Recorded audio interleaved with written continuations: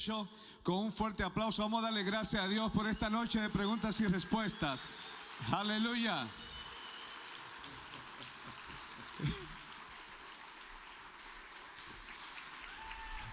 Gloria al Señor. Gloria a Dios. Bendiga, Padre.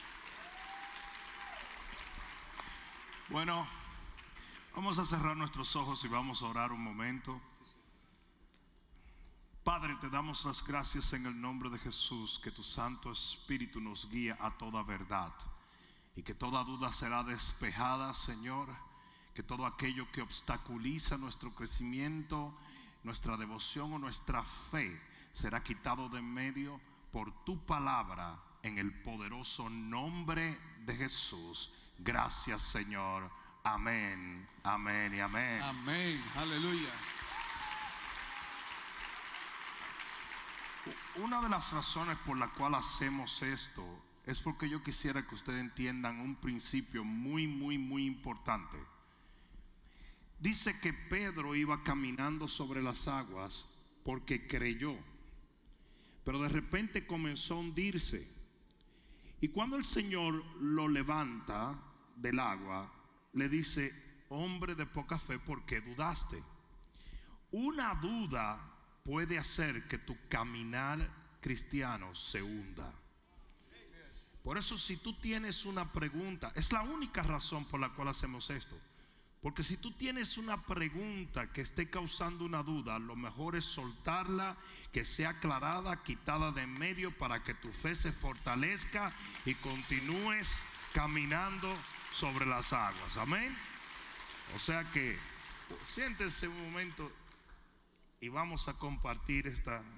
Tenemos a nuestro querido aquí Daniel de Jesús con la primera pregunta. Muy buenas noches. Damos la bienvenida a la audiencia virtual, que me imagino que ya está subiendo. Estamos pendientes a todas las preguntas que ustedes nos envíen desde su casa, y es muy importante para nosotros cualquier tipo de pregunta que nos quieran hacer. Ustedes tienen una parte muy importante y es el contenido, porque de lo que ustedes quieran saber es de lo que no va a hablar el Bishop. Y aquí tengo la primera pregunta. Viene de Vanessa Milano a través de Facebook. Ella dice: ¿es la muerte un espíritu? ¿Es la muerte un espíritu? No creo. La verdad que te necesitaría un poquito más de información para entender el marco de la pregunta. Pero la muerte es un, digamos que es una entidad, ¿verdad? Porque sí lo es. Así como la vida es causada por Dios, digamos que hay una entidad llamada la muerte. ¿Por qué decimos que es una entidad? Por el único sentido de que el Señor le habla en la Biblia como si fuese una persona, porque le dice: ¿dónde está tu aguijón, oh muerte? Entonces, vamos a decir que en ese sentido figurado es una entidad, pero la realidad es que es una causa o un final de un proceso que comenzó en el jardín del Edén. Entonces, realmente no sé a qué se refiere esa persona en llamar a la muerte un espíritu. En ciertos aspectos se puede considerar una entidad por cómo Dios le habla, pero la realidad es que no es más que parte de un proceso, de un decreto dado en el libro de Génesis, que era la muerte que entró por un hombre pero salió por otro, que es Jesucristo. Amén.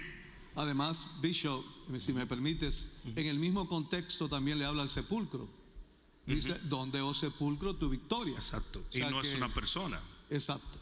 O sea que damos gracias a Dios. ¿Cuánto da un aplauso a nuestro Señor? Amén. No, recuerden que hay muchas cosas en el argot popular y en las culturas que tienen que ver mucho con mitología y un sinnúmero de cosas. Por ejemplo, la famosa encapuchado con una hoz. Eso es algo que viene de un tipo de mitología popular. No es un personaje bíblico, ¿verdad? O sea, ¿saben lo que estoy hablando? La muerte que supuestamente está esperando a la gente en todos los rincones. Es un personaje mitológico popular, no es algo bíblico. Amén. Perfecto. Entonces, de Facebook, ¿qué le parece si pasamos al auditorio con César? ¿Dónde está César? Buenas noches, Bishop. Tengo a Margaret Rojas con nosotros. Margaret tiene 14 años en la iglesia, sirve en el ministerio de los niños. Tenemos un testimonio / una pregunta que ella quiere hacerte sobre constructores. Sí. Bendiciones, Bishop. Muchas gracias Dios por te todo lo bendiga. que hace. De gran bendición en mi vida, usted y su familia. Mi pregunta tiene que ver con el Sega Partners, porque cuando se hizo el reto, mi budget que tengo ya no tenía ningún espacio para dar algo más. Significaba que tenía que quitar un porcentaje de una necesidad básica para poder darla. Entonces yo le dije al Señor, si tú quieres que yo sea parte de esto que lo quiero hacer, yo voy a necesitar una provisión. Y oré, y sin tener que hacer absolutamente nada, era una bendición financiera en mi trabajo, sin yo tener que pedir absolutamente nada. Wow, me tocó bastante porque dice la palabra, ¿verdad? Pedid y se os dará, busca y encontrarás. Y yo decía, ¿qué tal si otras personas están pasando por la misma situación? Que son personas muy organizadas con su finanza. Yo no soy la mejor organizada, pero tratamos de ser organizados. No entra en el budget y yo sé que demanda una fe o una petición de nuestra parte para poder ser parte de la gran bendición que el Señor quiere hacer con Sega Partners. Así es, Gracias. así es. Amén. La pregunta de ella, Bishop, era si alguien es nuevo y nos ve por las redes sociales o quizás está aquí tentado, ¿cómo podemos motivarlo? ¿Qué podemos decirle para que crean, como dice la Biblia, sin ver como ella hizo y ver la manifestación del poder de Dios? Para que crean sin ver. Es importante que entendamos esto. Usted cree lo que quiere creer. Ok. Permítame decirle esto. La fe es un acto de la voluntad. ¿Estamos claros? Por eso, todo lo que Dios manda quiere decir que usted es responsable. Y cuando Dios dice tened fe en Dios, quiere decir que usted es responsable de creer o no creer. Hasta ahora me están siguiendo. Es importante que entendamos que usted cree lo que usted quiere. Cuando los mandamientos tienen que ser ejecutados mediante su voluntad. Por lo tanto, si la fe es un mandamiento, entre otras cosas, hay un aspecto que solamente lo cumple tu voluntad. ¿Estamos claros en eso? ¿Por qué vamos a ser premiados por creerle a Dios o no creerle a Dios? Porque fue un acto de nuestra voluntad. Por lo tanto, nuestra fe, lo que nosotros creemos, habla también de nuestra devoción y de nuestro deseo de servirle a Dios por encima de todas las cosas. Amén. Así es, tremendo. La pregunta número 3, Bishop, la tomamos de Facebook. Es Chris Romy. Dice, si el esposo de uno, es la señora que hace la pregunta, mira cosas indebidas como pornografía, ¿se puede afectar también la vida espiritual de la esposa, ya que hay puertas abiertas? Yo diría que se afecta la vida espiritual de la casa o la atmósfera de la casa, pero no personalmente la de la persona. Sería injusto que por el pecado de uno otro pagara. Hasta cierto sentido sí sucede a veces esas cosas, pero mira lo que dice la Biblia. La Biblia dice que los padres comieron uvas y a los hijos le dio dentera. No se oirá más, sino que cada cual va a responder por lo suyo. ¿Estamos claros? Incluso Jesús hasta hace alusión a que habrán esposos donde uno se va a quedar y el otro se va con él, porque dice estarán dos durmiendo en una cama, y esto hace alusión a un matrimonio. Y va a haber parejas de esposos donde uno se va a quedar y el otro se va a ir, lo cual a mí me indica que en cuanto a los actos de una persona, cada cual es responsable. Ahora, la justicia se siente en toda la familia y la injusticia también. Porque dice la Biblia, si tú tienes una pareja no creyente, no te separes, porque tu presencia, tu devoción a Dios santifica toda la casa. Por lo tanto, si lo bueno se siente en la casa entero, también se va a sentir lo malo. ¿Estamos claros? Pero en cuanto a la individualidad, cada cual tiene que responder por sus actos delante de Dios. Incluso la Biblia lo dice claro en el libro de Apocalipsis, que el Señor viene y pagará a cada uno de acuerdo a sus obras. No habla de familia, no habla de pareja, no habla de iglesia, sino del individuo. Amén. Aleluya. Perfecto. Denle el aplauso al Señor, amén. Es así, creemos en esto. Así mismo es. Si usted acaba de sintonizarnos, envíe sus preguntas porque la estamos esperando. Y de las redes sociales vamos a pasar a Jaime. ¿Dónde estás, Jaime? Aquí.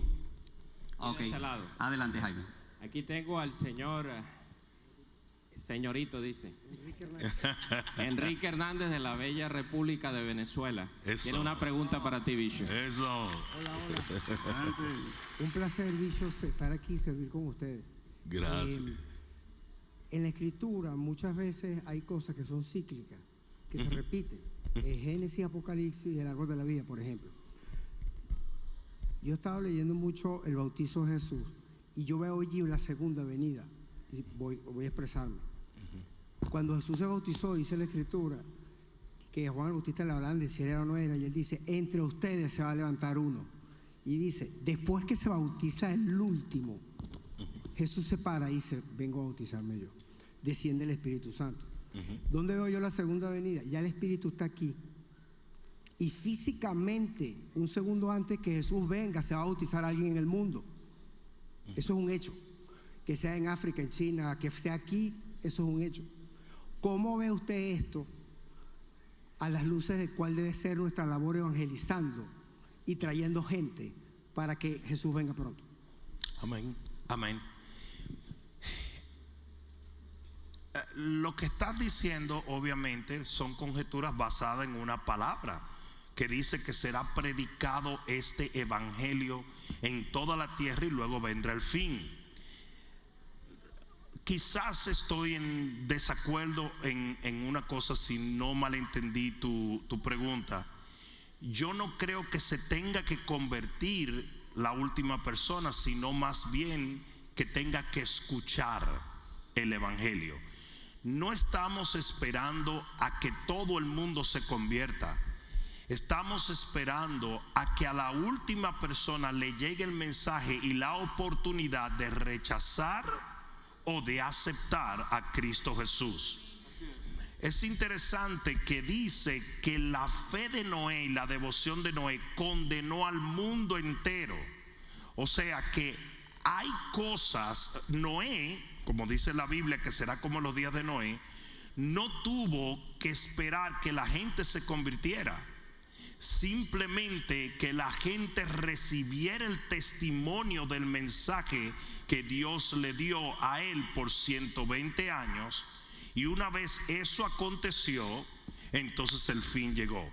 O sea que yo creo que en cuanto a nuestra asignación, nosotros hemos sido encomendados con el evangelio, pero no necesariamente a que la gente se convierta, sino simplemente a que reciba la oportunidad para que así se cumpla toda la justicia de Dios. Amén.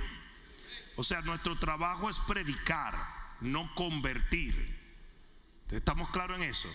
Nosotros predicamos, pero la persona se convierte.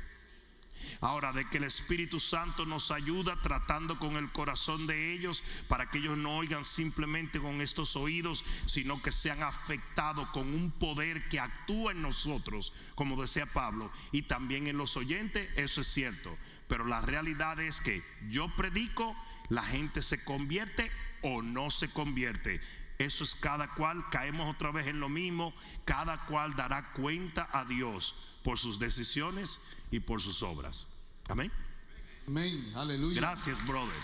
Gracias por tu pregunta. Bishop, tenemos otra pregunta más aquí de Rose Esplácido. Dice: Bishop, mi tío se suicidó el lunes pasado y entregó su vida a Cristo.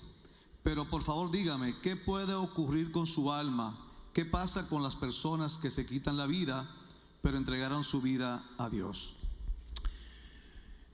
Hay muchas posturas diferentes. La postura más terrible, y yo digo terrible porque está basada en un simple verso, y es el verso que dice: el que destruye el templo del Espíritu Santo será destruido por Dios. Pero si nosotros aplicamos esto vehementemente al suicidio, ¿por qué no lo aplicamos a la carne de puerco? ¿Por qué no lo aplicamos al cigarrillo? Porque tú estás destruyendo el templo. ¿Por qué no lo aplicamos al alcohol? ¿Por qué no lo aplicamos a la droga? Entonces ese verso se ha convertido en literalmente un martirio para las personas que tienen la desgracia de perder a un ser querido. Nosotros no podemos, después que una persona cruza al otro lado, por ponerlo así, nosotros no podemos hacer un juicio. Nosotros no podemos decir esto pasó, esto no pasó. Yo creo que está mal que tomemos ese versículo para condenar y enviar al infierno a toda persona que en un momento terrible de su vida se quitaron la vida.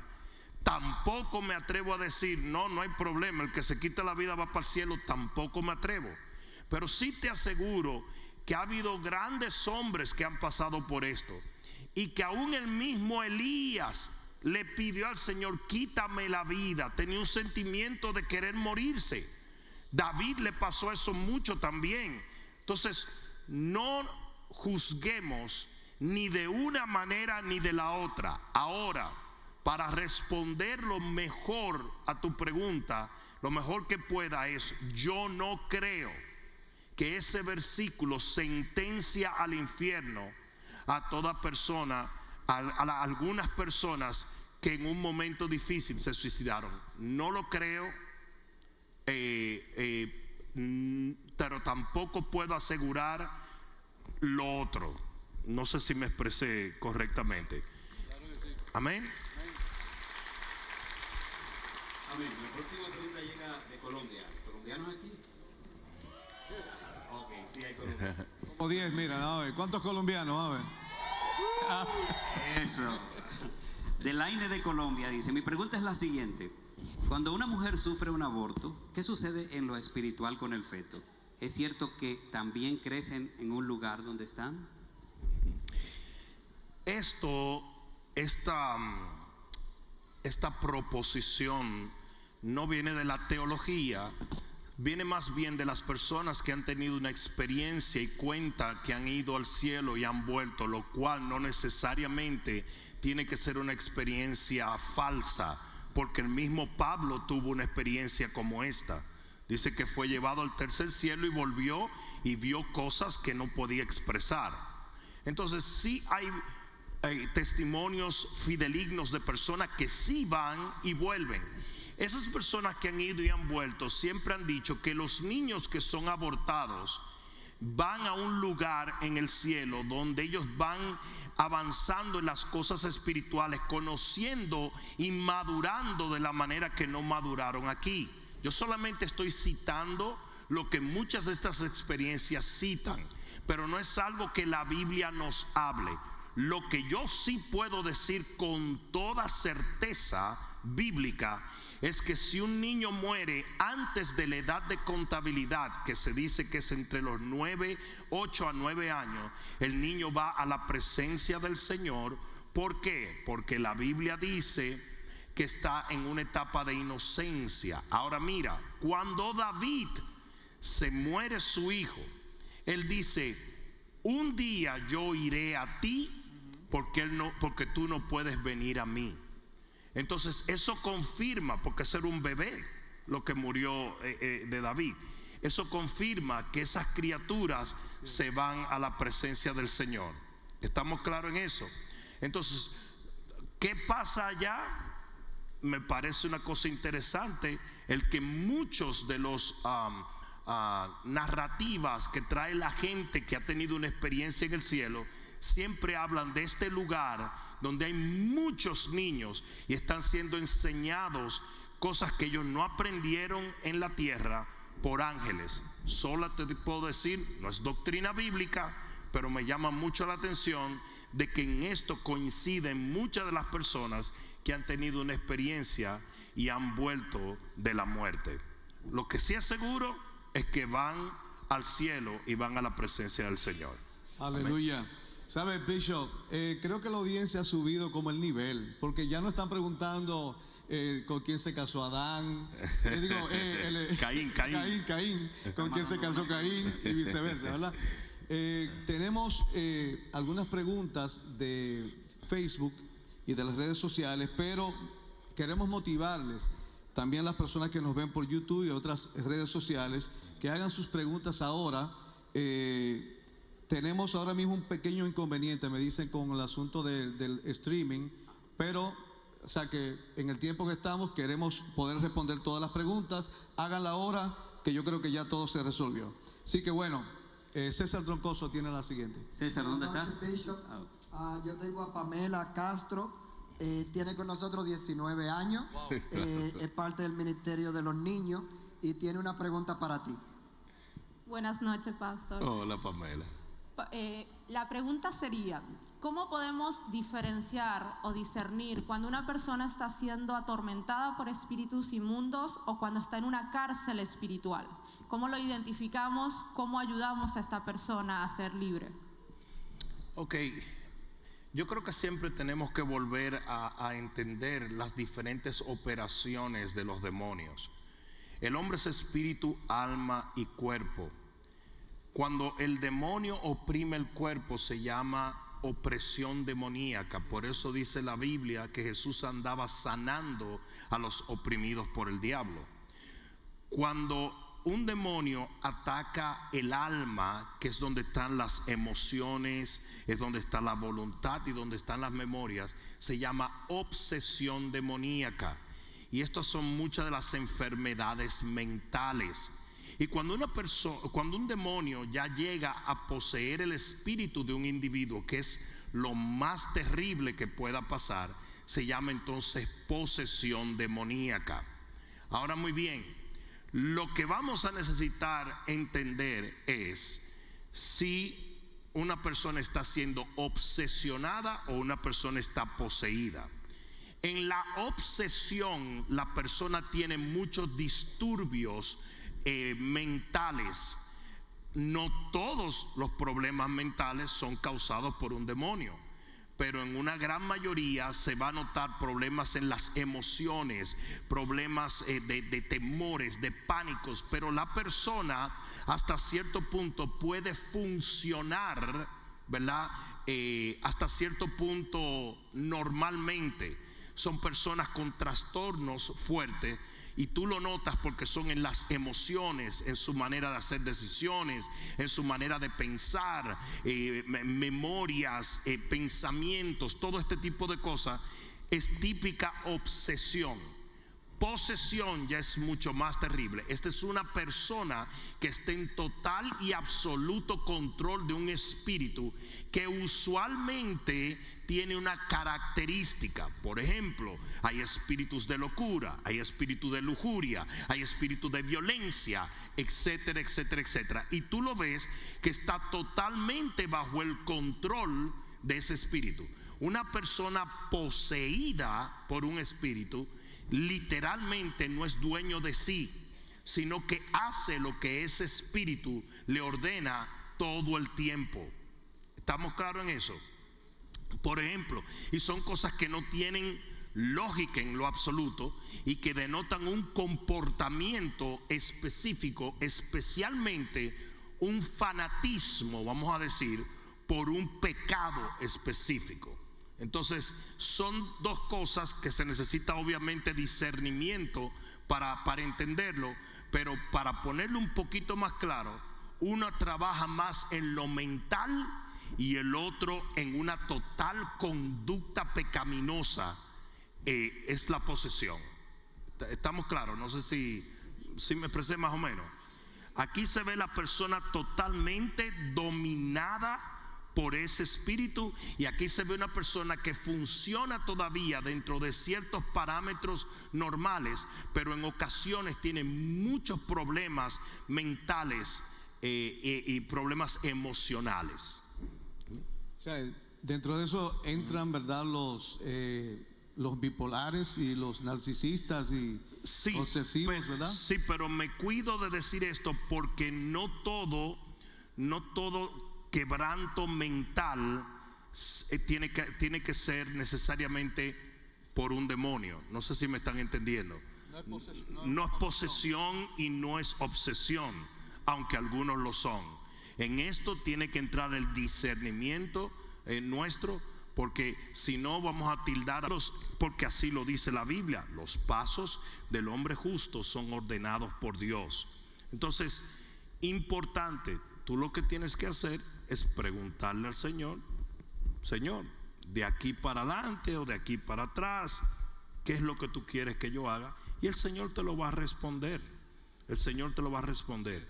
Una de las cosas que tú tienes que entender, y es la razón por la cual yo hago esto, es que ningún padre quiere que sus hijos estén sin dirección. El principal oficio de un papá es darle dirección a sus hijos. Y a veces no cumplimos con eso. De la misma manera, es imposible que tú le preguntes a Dios y que Él te deje sin dirección. Él inmediatamente te va a comenzar a indicar lo que debes hacer. Si es quedarte aquí, quedarte. Si es volver. Pero el Señor te lo va a indicar, porque cada persona es parte de un plan maestro de Dios. Y a veces dejamos lugares que no debimos dejar, y a veces pensamos que no debimos dejar ese lugar, pero lo dejamos porque el Señor nos sacó de allí. Amén. Hey. Tremendo, gracias, Bishop. Y salúdame a tu mamá. Un saludo especial. Sí. Bishop, tenemos otra pregunta de las redes sociales, y es: como cristiano, ¿qué debemos hacer si nuestro empleador nos está obligando a vacunarnos? Ya yo tuve el COVID-19, tengo anticuerpos y no deseo vacunarme. Bueno, depende de lo que tú sientas. Déjenme explicar esto. Yo no soy antivacuna. Los cristianos no son antivacuna. A mí me vacunaron cuando pequeño y no me pasó nada. Todos nosotros fuimos vacunados, ¿o no? Nosotros nos metieron 55,000 vacunas, de sabrá Dios qué. Quién sabe si yo hubiese sido alto, de ojos azules, y me troncharon parte del crecimiento, pero eso es otra cosa. El asunto es, no somos antivacuna. Todo lo que ha pasado con esta vacuna es que se ha intentado hacer una vacuna distinta a todas las vacunas, que es una vacuna normal, corriente. Es una vacuna donde se coloca parte de ese virus en el cuerpo de una persona y tu cuerpo aprende a batallar en una menor dosis ese agente destructivo que está entrando. Debido a esto, cuando esa cuestión viene, ya tu cuerpo sabe crear los anticuerpos y batallar esto. Lo estoy diciendo de una manera rudimentaria, no soy doctor, pero esa es la idea. El problema con esta vacuna es que siempre se ha rumorado desde el principio que es una vacuna que se está haciendo con una filosofía médica muy distinta. Y detrás de eso ha habido una gran desconfianza de la gente. Si tú me estás tratando de salvar la vida, ¿por qué me obligas?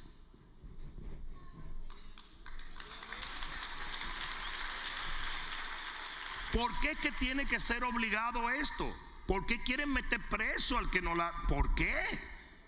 ¿Por qué dicen un día que funciona, al otro día dicen que no? ¿Por qué dicen un día una dosis, al otro día dicen que 2 dosis? ¿Por qué hablan una cosa y no es? Primero era que iba a erradicar el virus, ahora la gente que agarra virus con esto y que si no va con el variante, ¿qué es eso?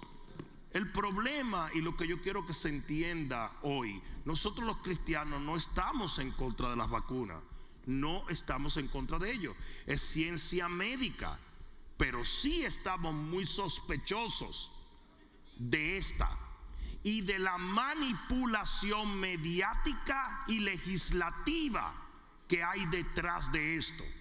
O sea, aquí lo dejo a la discreción de cada persona. Aquí nosotros hicimos una campaña de vacunación. Vino un doctor amigo nuestro, el doctor Hidalgo, trajo vacunas, vacunamos lo que quisieron vacunarse. Pero ¿qué te parece que yo te hubiera dicho, usted no puede entrar a esta iglesia si no se vacuna? Tú hubieras dicho, mira, pero yo es loco que te volviste. ¿Ah? Y eso es lo que está pasando. Lo que está pasando es que están tratando de utilizar este asunto para manipular una serie de cosas, y nosotros que somos amantes de la libertad, ¿verdad?, no estamos de acuerdo con lo que se está haciendo. Las decisiones médicas deben ser hechas por cada individuo, no por políticos. ¿Cuántos de ustedes, si yo le digo, los políticos siempre quieren lo mejor para ti, ustedes dirían, ah, sí, es verdad? ¿Cuántos se atreverían a decirme que eso es así? No hay una cosa más deshonesta y sucia que un político. No le importa 3 cominos más que el poder y los votos. Lo que es popular, eso es lo que ellos van a legislar a favor.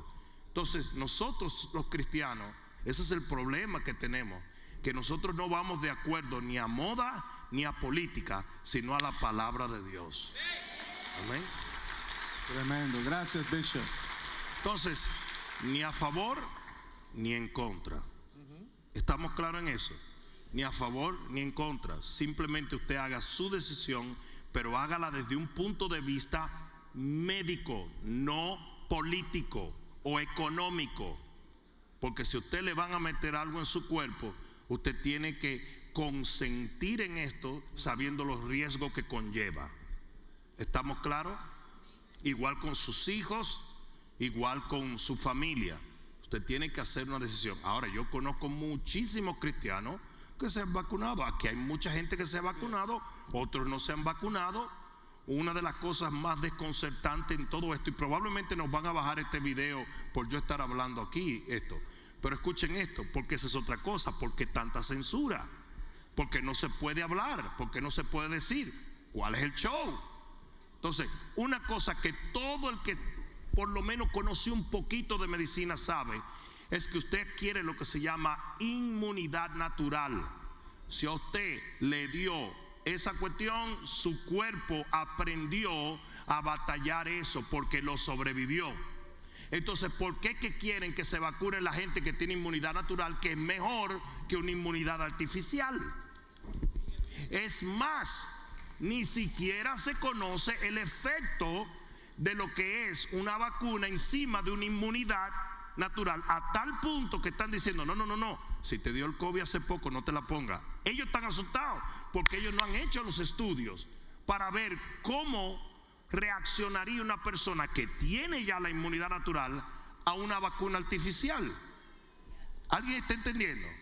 Otras palabras, esto está bien turbio y cada cual tiene que tomar su decisión, hacerla en oración. Eventualmente, yo no la tengo, pero eventualmente probablemente lo tenga que hacer. Yo tengo ahora mismo invitaciones para predicar en Italia, en España, y la Unión Europea no te deja entrar si no te vacunas. Y la Biblia dice que si yo ingiriere cosas mortíferas no me hará daño.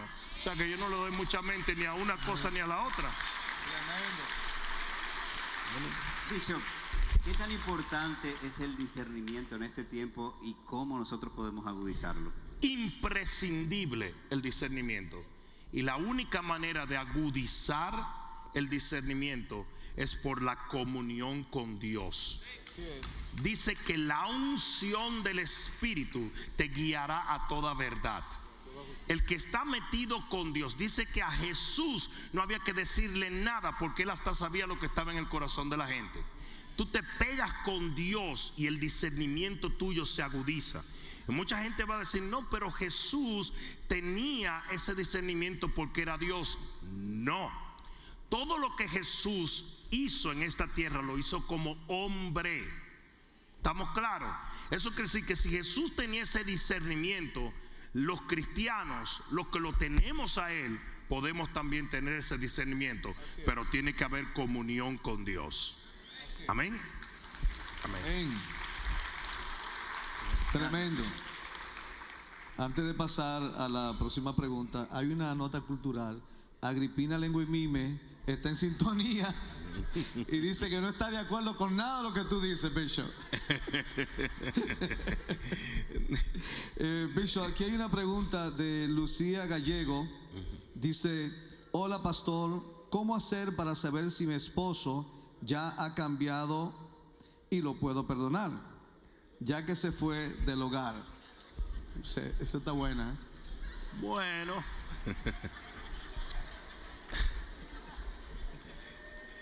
Hay una alabanza que dice, deje ese diablo por allá y que nunca regrese.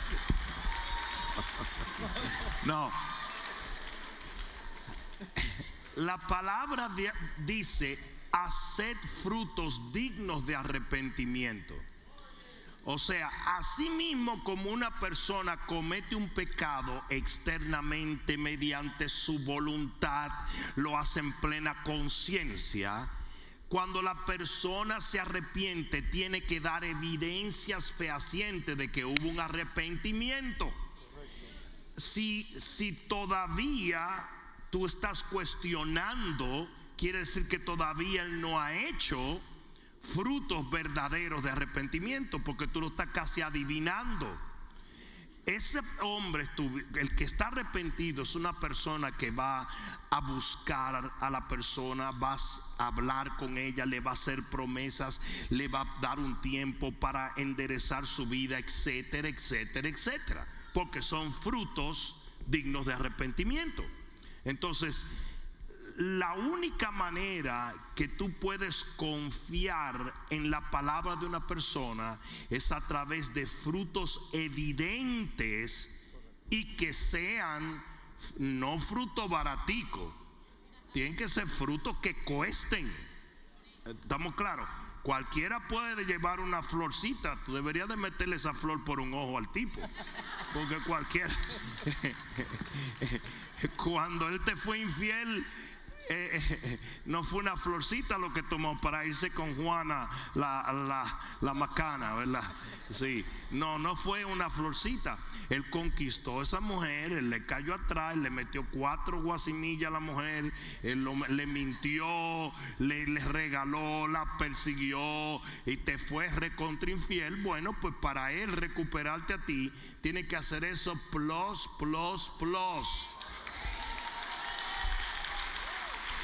Y por esos frutos tú te das cuenta del cambio, porque dice la Biblia, por su fruto lo conoceréis.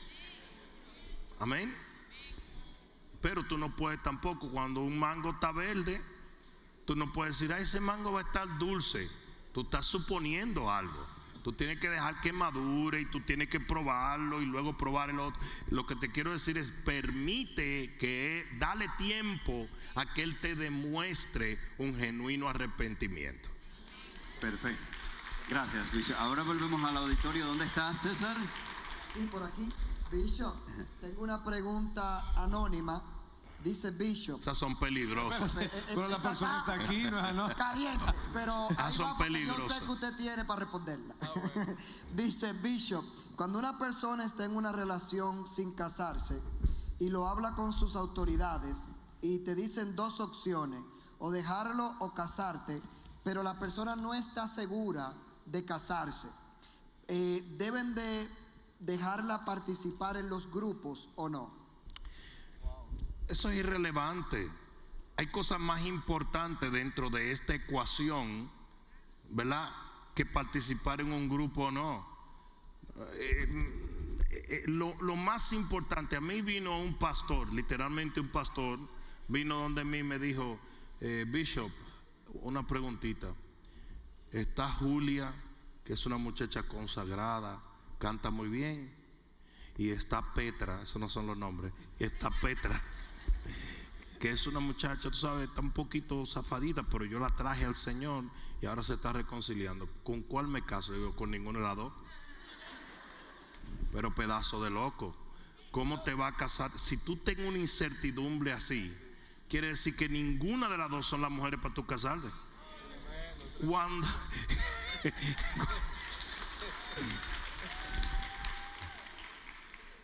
Cuando usted encuentra a la persona correcta, usted no piensa en nada más.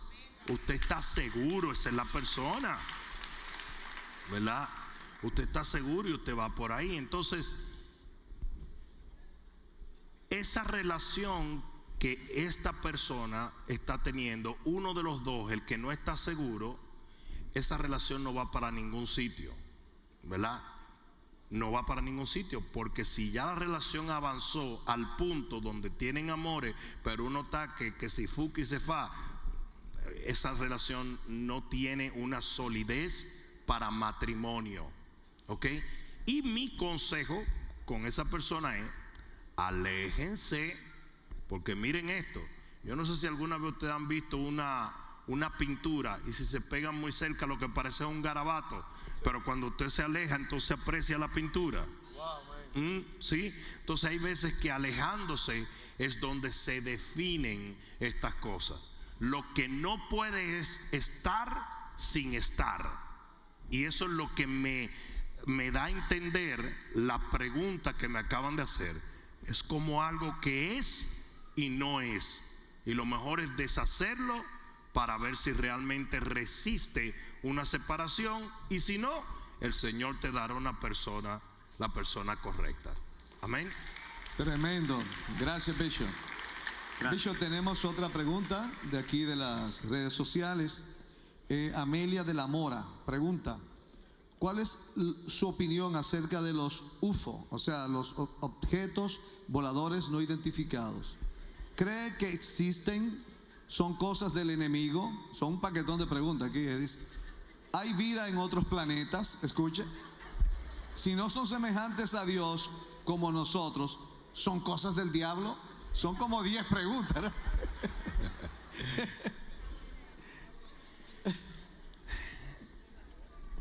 Siempre han existido los extraterrestres, siempre.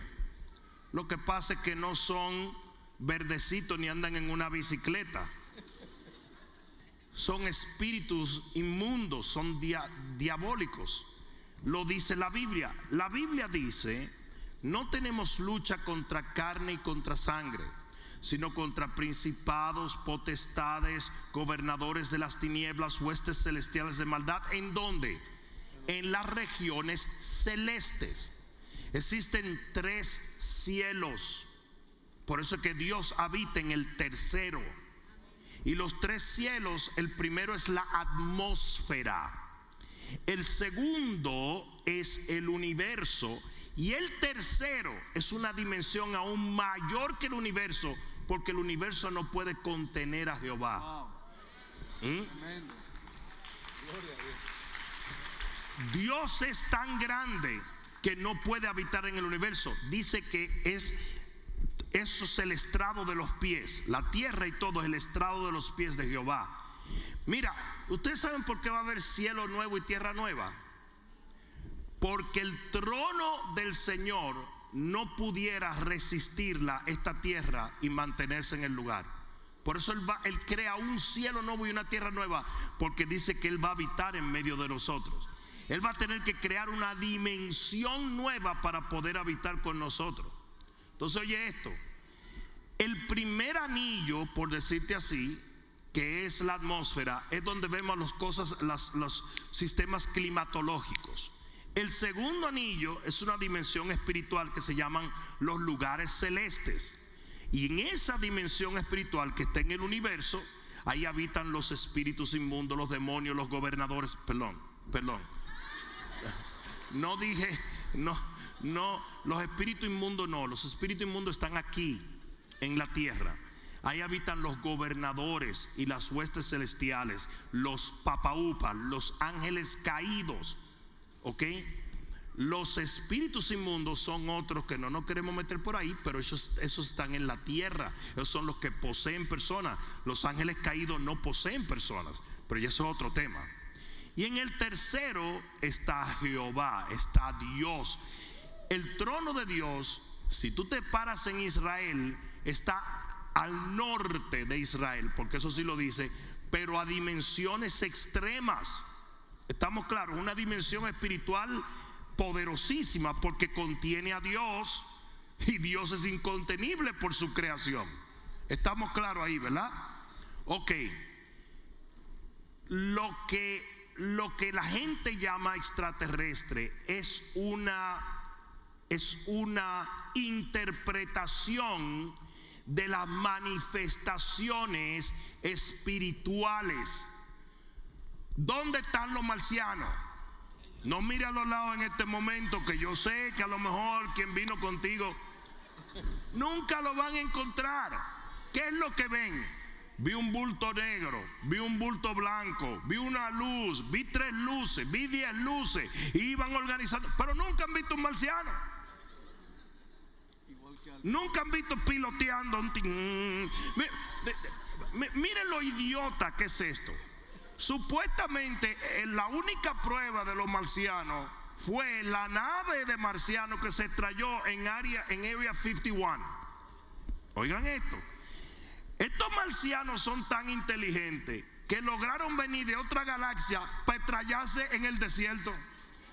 ¿Qué? ¿Se durmieron guiando o qué?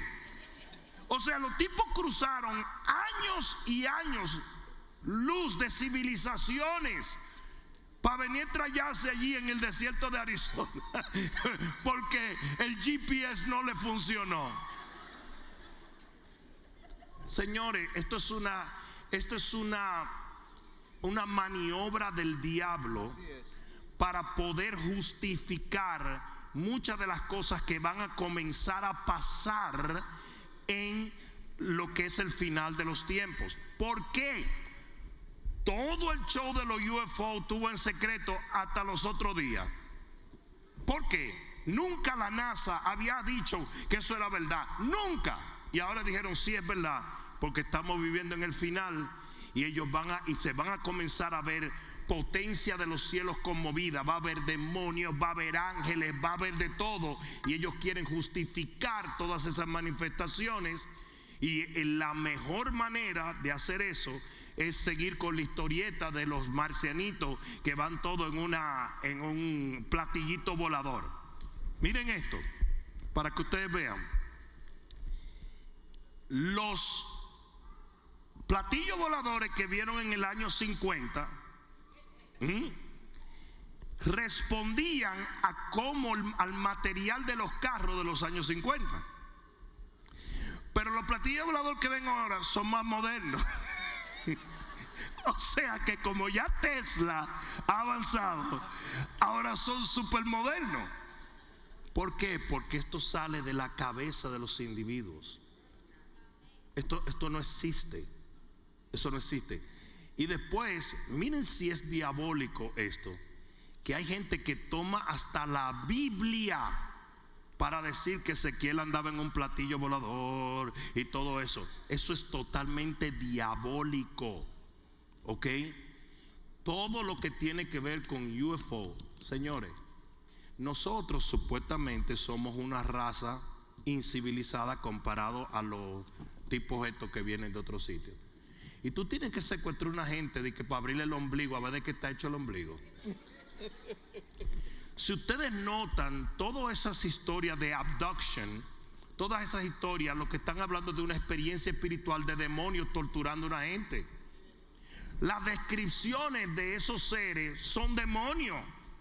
Tú nunca has oído que, ay, y era tan bonito y tenía un bigotico, mira, más chulo. No, torturas, pesadillas, terror, todo esto responde, parte es ficción humana, pero parte es realidad espiritual. Lo que no es marcianito volando en platillo, eso te lo aseguro. Eso no lo dice la Biblia. ¿Hay vida en otros planetas? La Biblia no lo dice.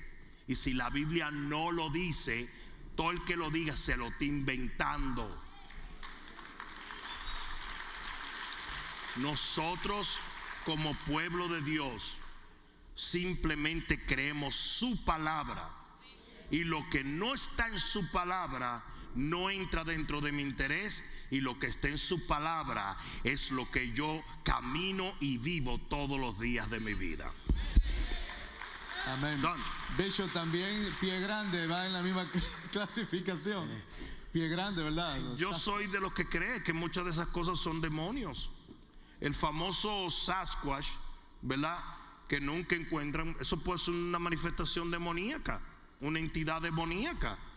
De que, de por cierto, no quiero spook you, pero de por cierto, como es descrito Sasquatch, yo he tenido visiones espirituales de demonios exactamente como él.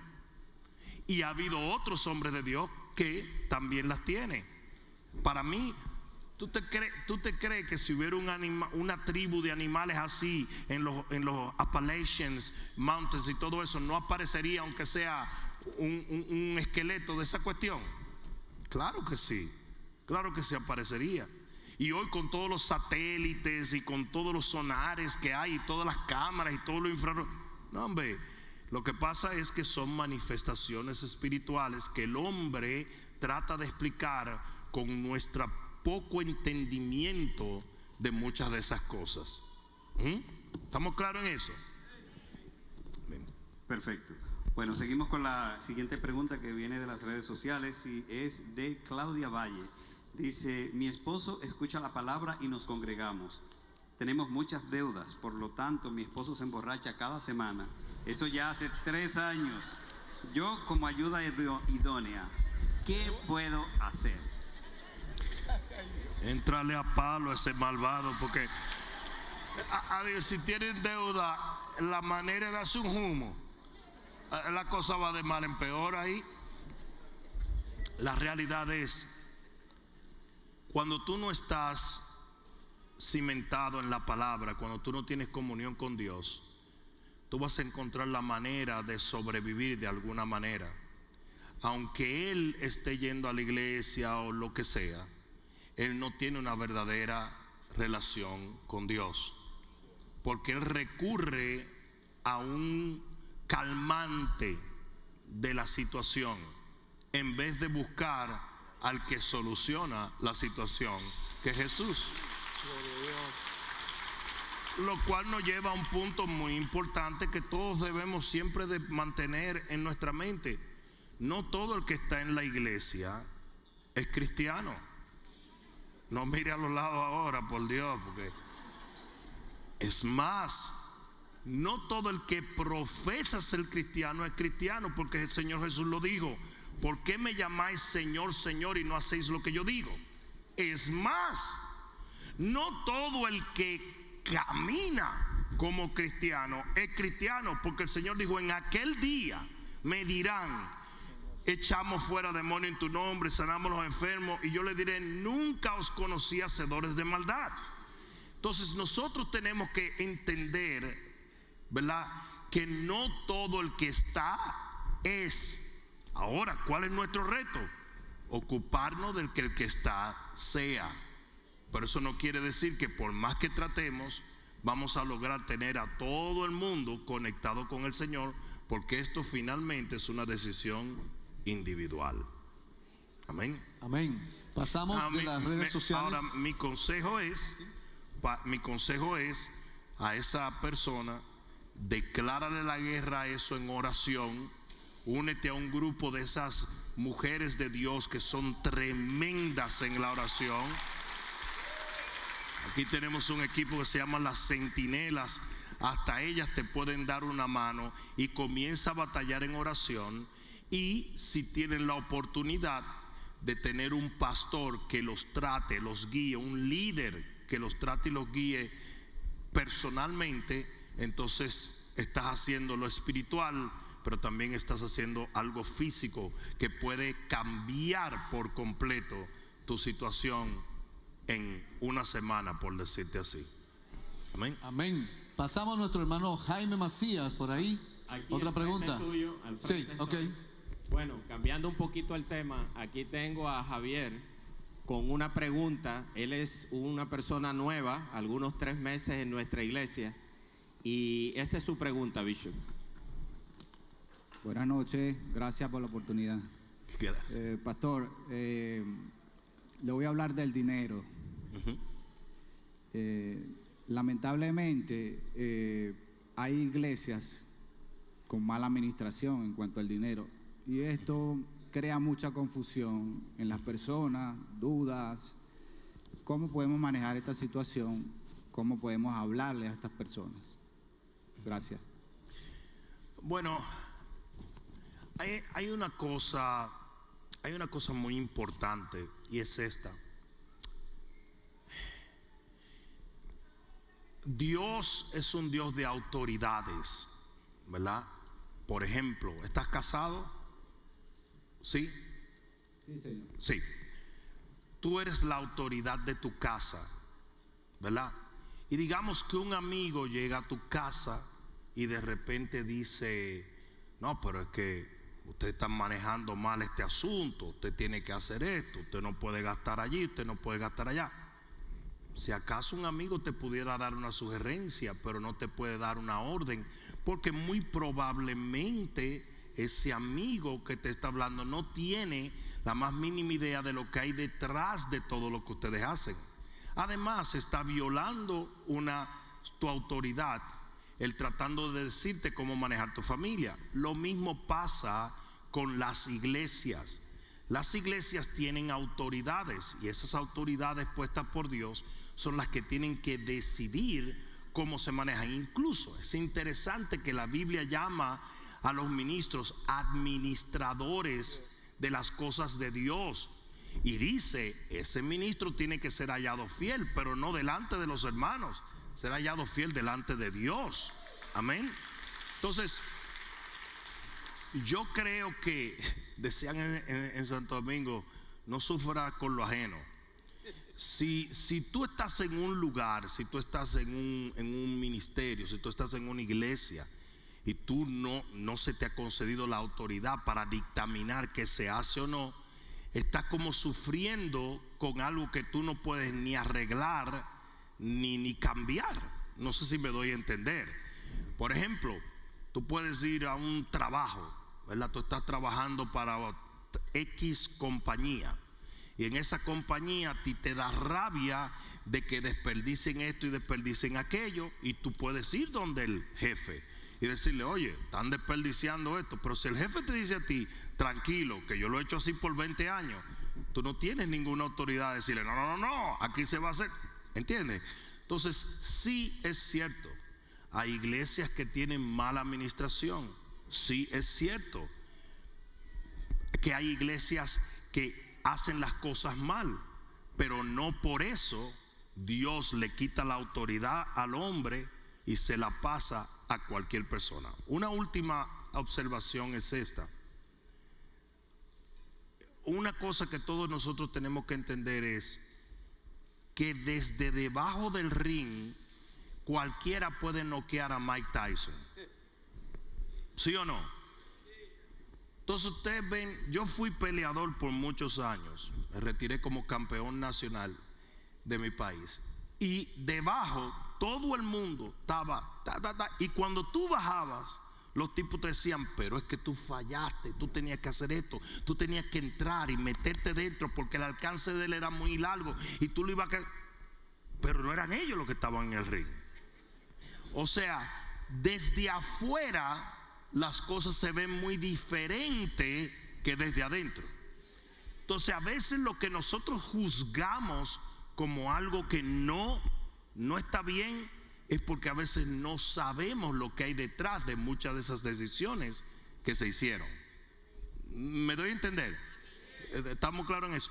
A veces no logramos entender el por qué ciertas decisiones se toman en cualquier área, porque no fuimos parte de esas decisiones y por lo tanto nunca sabremos por qué se tomó esto así o asá. Amén. Gracias, papá. Muy bien, creo que debemos felicitar a la audiencia que ha hecho preguntas muy interesantes, han hecho muy el buenas, Bishop muy buenas. nos dé una tremenda enseñanza en el día de hoy. Bishop, seguimos, podemos hacer la última pregunta. Bueno, como ustedes quieran. Yo lo que no sé, porque ustedes me sentaron aquí, yo me siento para que como, se sienta a sus me anchas. siento como encarrilado aquí.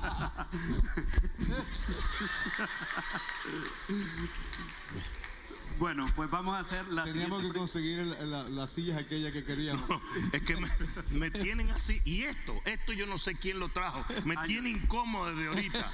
Eso es obra de Angeli. Yo hablando y me hace de qué. Cállate ya. Bueno, la siguiente pregunta viene de Evelyn Chávez, que es la última. Ella pregunta si es posible que una persona No, pero reciba... tenemos más preguntas. ¿Tenemos más? Sí, lo que pasa es que el Bishop no nos dio La autoridad. la autoridad. Ahora que ustedes creen que está vigilando. Hasta las 12, dice el hermano. Ya viene la oración, por las personas. Termino la pregunta. Ya. Ella quiere saber si es posible que una persona reciba el Espíritu Santo, el bautismo del Espíritu Santo, antes de recibir el bautismo en agua. Absolutamente, claro. No tiene que ver una cosa con la otra. El bautismo de agua es un bautismo de la voluntad del individuo. Es una declaración de la fe. Es un compromiso y nos toca a nosotros. El bautismo del Espíritu Santo no nos toca a nosotros. Eso lo hace el Señor. Cuando una persona recibe el bautismo del Espíritu Santo, literalmente el Señor Jesús pasó y lo llenó del Espíritu Santo. Es tan claro como esto. Solo Él lo puede hacer. Solo el Espíritu, solo Dios, vamos a ponerlo en ese contexto, solo Dios puede bautizar en el Espíritu Santo. En agua se bautiza el ministro, y el ministro bautiza cuando la persona decide hacer su fe públicamente y hacer un compromiso a morir. Ahora, no es 100% simbólico, ¿ok? Hay una transformación con el bautismo de agua, pero también no tiene que ver nada ni con el ministro ni con el individuo, sino que es Dios. Y literalmente, de acuerdo a Dios, el que se bautiza en agua fue sepultado con Cristo y resucitado con Él. Eso, y no es meramente simbólico, por cuanto cuando Jesús sube de las aguas, y recuerden que Jesús no era religioso, por lo tanto él no hacía cosas simbólicas. Cuando él sube de las aguas, dice que los cielos se abrieron y descendió el Espíritu Santo sobre él. Entonces no es meramente simbólico, hay una dimensión espiritual que se abre cuando el individuo es bautizado en las aguas. Pero eso lo hace el ministro y el individuo, y Dios lo respalda. Pero el bautismo del Espíritu Santo no tiene que ver ni con el ministro ni con el individuo, sino con Dios solamente. Amén. Muchísimas gracias. ¿Qué le parece ahora si nos ponemos de pie? Vamos a ponernos de pie. Aleluya. Y les damos las gracias y los dejamos con nuestro bishop. Aleluya. Vamos a orar. ¿Les pareció bien? ¿Tuvimos un buen tiempo? ¿Sí?